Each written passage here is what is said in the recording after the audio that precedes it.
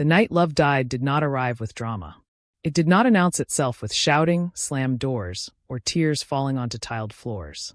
It arrived quietly, disguised as an ordinary evening, wrapped in familiarity so convincing that Alara Whitmore did not realize she was standing at the edge of an ending. If she had known, she might have held on to the moment longer. She might have memorized the way the room smelled, the way the silence breathed between them, the way love was still present, fragile, trembling, but alive. Alara would later replay that night in her mind so many times that it would feel like memory had become her second heartbeat. Before we continue, please like, comment, and subscribe, and tell us where you're watching from. Because some stories are not just meant to be heard, they are meant to be remembered, the way Alara remembered every second of the night love slipped away without warning. The apartment was dim, lit only by the soft glow of the city lights pushing through half-drawn curtains. Outside, traffic hummed like a distant lullaby. Inside, silence sat heavily between Alara and Rowan Hale, stretched thin and fragile, like a glass bridge neither of them wanted to cross. Rowan stood by the window, shoulders squared, staring into the night as though answers might be written in the movement of headlights below. Alara watched him from across the room, her arms folded tightly around herself. She had loved this man in a way that felt permanent. Not loud love, not reckless love, but steady, rooted love. The kind that grows quietly and convinces you it will never leave. Seeing him now, turned away from her, she felt something unfamiliar crawling into her chest. "You've been standing there for a while," she said softly. Rowan didn't turn around. "I know." His voice sounded normal. That frightened her more than anger ever could. Silence returned, heavier than before. Alara shifted her weight, trying to shake the feeling that something was wrong. She told herself she was imagining it. Love made people anxious sometimes. That was normal. What wasn't normal was how distant he felt, even though he was only a few steps away. "Did something happen at work?" she asked. Rowan exhaled slowly, as if her question required more effort than it should have. "No, it's not work." "Then what is it?" Her voice trembled despite her effort to sound calm. He turned then, finally facing her. His eyes met hers, and Alara felt a jolt of fear she couldn't explain. He looked tired. Not physically, emotionally. Like someone who had been carrying a weight for too long and had only just decided to set it down. "Alara," he said carefully, "do you ever feel like we're repeating ourselves?" Her heart skipped. "What do you mean?" "Like we're living on memories instead of the present," he continued. "Like we're holding on to what we used to be because we're afraid to admit what we are now." The words landed softly but cut deeply. Alara swallowed. "We're just going through a phase," she said. "Every relationship does." Rowan nodded, but his expression didn't change. "That's what I told myself too." Something in his tone told her this conversation had been rehearsed, quietly, privately, long before tonight. She stepped closer, reaching for his hand. He didn't pull away, but he didn't squeeze back either. The absence of that familiar pressure hurt more than rejection. "When did this start?" she asked. "I don't know," he admitted. "That's the problem. It didn't start with a fight. Or a betrayal. It just grew." Alara shook her head, refusing to accept it. "Love doesn't just disappear, Rowan." "No," he said gently. "But it can change." The word change echoed through her like a warning bell. She thought of the nights they spent lying awake, talking about the future. The plans they had made so confidently. The way Rowan once looked at her like she was the safest place he knew. "Do you remember the first night we met?" she asked suddenly. Rowan smiled faintly. "You spilled coffee on my shoes. And you laughed instead of getting angry," she said. "I knew then you were different." "I remember," he said quietly. "That's still us," she insisted. "That's still real." Rowan looked at her with something that resembled grief. "Memory is real," he said. "But memory isn't the same as now." Alara felt tears burn behind her eyes. "So what are you saying?" He hesitated. Just for a second. But it was enough. "I don't know if I'm in love the way I used to be," Rowan said. The sentence settled between them like dust after a collapse. Alara forced a breath. "Do you still love me?" Rowan looked away. That was the moment. The precise second love began to die. "I care about you deeply," he said. "Care. Not love." Her chest tightened painfully. She wanted to scream, to argue, to demand he explain how love could vanish without warning. Instead, she smiled, the kind of smile people use when they're trying not to break. "Caring can grow back into love," she whispered. "We can work on this." Rowan shook his head slowly. "I don't want to promise something I'm not sure I can give." The honesty hurt more than a lie would have. That night, Rowan slept on the couch. Alara lay alone in their bed, staring at the ceiling, listening to the muffled sounds of his breathing from the other room. Every inhale felt like a countdown. Every exhale felt like goodbye. She remembered the way he used to pull her close in his sleep. The way his arm would find her waist without thought. Now there was space. Cold. Silent. Alara turned onto her side, clutching the pillow like it could replace him. Tears slipped quietly into the fabric. She didn't sob. She didn't make a sound. She understood instinctively that loud grief might scare love away completely. Morning came too soon. Rowan packed a bag with careful precision, as if moving slowly could make the moment less final. Alara stood in the doorway, watching him, memorizing details she never thought she would need to remember. The crease in his shirt, the way his jaw tightened when he was nervous, the familiar scent of him filling the room one last time. "This doesn't have to be permanent," she said. Rowan paused. "I don't want to hurt you more by pretending." He kissed her forehead instead of her lips. That, too, felt like an ending. When the door closed behind him, Alara didn't move. She stood there long after the sound of his footsteps faded, long after silence reclaimed the apartment. Love had not died violently. It had simply stopped being chosen. And as Alara finally sank to the floor, hugging her knees to her chest, she didn't yet know the cruel truth waiting ahead. That even when love dies, memory stays alive.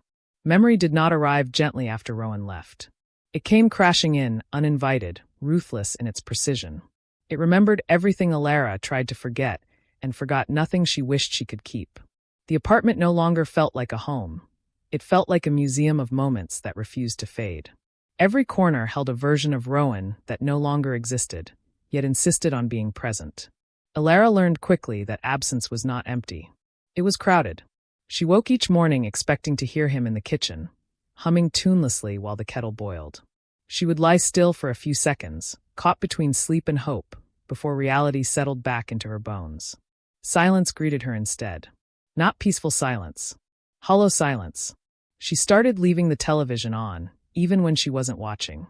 Noise became her shield. Without it, memory spoke too loudly. Days blurred into each other.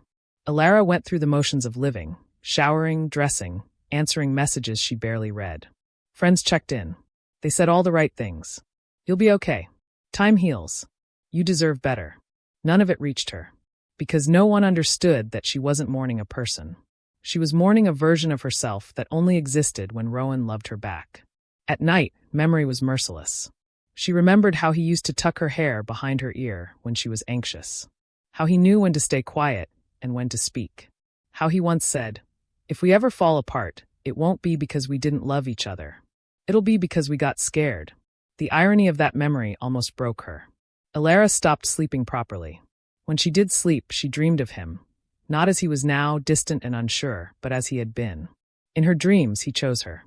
In her dreams, love survived. Waking up felt like losing him all over again. She tried to reclaim herself. Tried to remember who she was before Rowan. But memory resisted. It clung to him like a second skin. She realized then that love doesn't vanish when it ends. It changes form. It becomes memory. And memory, unlike love, does not require permission to stay. Rowan, meanwhile, was learning that leaving didn't bring relief. At first, distance felt like clarity. Like finally stepping outside after being trapped in a room with no air. He told himself he had done the right thing. That honesty was kinder than staying out of habit. That love without certainty was unfair to both of them. But certainty did not arrive. Instead, guilt followed him everywhere. He noticed it in the smallest moments. When he reached for his phone to text her something insignificant, when he laughed at something and instinctively turned to share it with her, when he lay awake at night, staring at unfamiliar ceilings, listening to the sound of his own thoughts grow louder. He missed her in ways he hadn't expected. Not the dramatic ways. The quiet ones. He missed how she remembered details no one else noticed. How she listened without interrupting. How she made space for his silence without demanding explanations. He tried to convince himself that missing someone did not mean he should return. That memory was not obligation. But memory argued otherwise. Weeks passed. Alara eventually forced herself back into the world. She met Theo for coffee one afternoon, her hands wrapped tightly around a mug she barely touched. Theo watched her carefully, concern etched into his face. "You don't look like yourself," he said gently. "I don't know who that is anymore, Alara replied. Theo leaned back in his chair. You're grieving. I didn't lose someone, she said. Yes, you did, he replied. You lost a future you believed in. That hit harder than she expected. I don't want him back if he doesn't choose me, she whispered. But I don't know how to let go of someone who still exists. Theo nodded slowly. That's the hardest kind of goodbye. Letting go did not come with instructions. Alara tried different versions of it. Some days, she packed away reminders, photos, notes, objects too heavy with meaning. Other days, she pulled them back out, needing proof that what she felt had been real. Memory didn't care what she chose. It stayed either way. The first time she ran into Rowan again, it felt unreal. A bookstore. Of all places. She stood frozen in the aisle, fingers gripping the spine of a book she wasn't reading, watching him from a distance. He looked thinner. Older. Not physically, but emotionally, like someone who had learned something painful. He noticed her at the same time. For a moment, neither moved. Then he smiled, hesitant and familiar. Hi. Hi, she replied. They spoke carefully, like strangers handling something fragile. Polite questions. Neutral answers. No mention of the night love died. When they parted, Alara walked away with shaking hands. Rowan stood there long after she disappeared, the weight of everything unsaid pressing heavily against his chest. They didn't text afterward. They didn't need to. Memory filled the gap. Alara realized something that night as she lay in bed, staring at the ceiling she knew too well. Love had not died because it stopped existing. It had died because it stopped being brave. And memory had stayed alive because it never needed courage. She began to understand that healing didn't mean forgetting. It meant learning how to carry memory without letting it cut her open every time she moved. Slowly, painfully, she started choosing herself. Not dramatically. Not all at once. Just in small, quiet ways. She slept with the lights off again. She laughed without immediately feeling guilty. She allowed herself moments of peace without wondering when they would end. Rowan felt the shift too, even from a distance. The pull weakened. Not because love returned, but because acceptance began. He finally admitted the truth he had been avoiding. Leaving had not been about lack of love. It had been about fear. Fear of stagnation. Fear of becoming someone who stayed, because it was easier than risking change. That realization came too late to undo the damage. But memory, once again, stayed alive long enough to teach him something love no longer could. And somewhere between pain and understanding, both Alara and Rowan stood on opposite sides of the same truth. Some loves are not meant to survive, but they are meant to be remembered. There is a moment in grief that no one prepares you for. It is not the sharp pain of loss, nor the endless ache that follows. It is the moment when the pain softens just enough for you to notice it no longer owns you. When memory stops screaming and starts speaking. When you realize that what you survived has changed you, but not destroyed you. Alara reached that moment on an ordinary morning. The sun slipped through the curtains the same way it always had, warm and unremarkable. The city outside moved on without hesitation. Cars passed. People laughed somewhere below. Life continued, indifferent to what had once shattered her heart. And for the first time since Rowan left, Alara did not feel the urge to rewind time. She sat at the edge of her bed, breathing slowly, aware of the quiet, not as something threatening, but as something earned. The apartment no longer felt like a museum of ghosts. It felt lived in again. Still scarred, yes. Still echoing in places. But hers. Memory remained. It always would. But it had changed. It no longer begged her to go back. It no longer punished her for moving forward. It simply existed like a photograph kept in a drawer, not hidden, not displayed, just acknowledged. She made coffee and drank it by the window, watching the city wake up. Once, she would have imagined Rowan standing beside her, arms around her waist, murmuring something soft and half asleep. The image came naturally, uninvited, but it didn't break her. Instead, it passed. That was how she knew she had crossed into something new. Rowan, on the other side of the city, stood in his own quiet reckoning. He had tried to outrun memory, had convinced himself that enough time, enough distance, enough new experiences would eventually erase Alara from the parts of him that still reached for her. But memory, he learned, is not erased by avoidance. It is reshaped by honesty. The truth arrived slowly and all at once. He had not left because he stopped loving her. He had left because he was afraid of becoming someone who stayed without certainty. And in doing so, he became someone who lived with regret. Not regret sharp enough to beg for another chance. Not regret dramatic enough to undo the past. Just a quiet, constant awareness that some choices cost more than you realize at the moment you make them. He thought of Alara often, not as the woman he lost, but as the woman who had loved him when he was still learning how to stay. That realization humbled him. Weeks later, fate, or perhaps memory, placed them in the same space once more. A mutual friend's small gathering. Nothing dramatic. Nothing symbolic. Just coincidence layered with history. Alara noticed Rowan across the room and felt calm. No rush of panic. No swelling ache. Just recognition. He noticed her too, and something in his chest loosened. She looked lighter. Not happier in an obvious way, but steadier. Like someone who had rebuilt quietly. They didn't avoid each other. They spoke the way people do when the past no longer controls the present. "How have you been?" Rowan asked. "Learning," Alara replied honestly. He smiled. "Me too." There was so much they could have said. Apologies. Explanations. Confessions long past their usefulness. But neither reached for them. They didn't need to.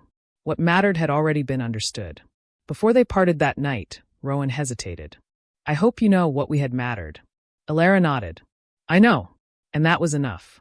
She walked away without looking back. Not because it didn't matter anymore, but because it mattered without owning her. Love had died that night months ago. Not because it was weak, but because it was unfinished. And some loves are not meant to be completed. They're meant to teach. Memory stayed alive, not as punishment, but as proof. Proof that she had loved deeply. Proof that she had survived honestly. Proof that even endings carry meaning. Alara would love again. Not the same way. Not with the same innocence. But with clarity. With courage. With the understanding that love is not just something you feel. It is something you choose, again and again, especially when it is difficult. Rowan would carry the lesson differently. As a reminder that fear, when left unspoken, can cost you something irreplaceable. They did not reunite. They did not need to. Because some stories end not with reunion, but with release. And as this story comes to a close, remember this. Please like, comment, and subscribe, and tell us where you're watching from. Because even when love dies, memory stays alive, and stories like this deserve to be remembered.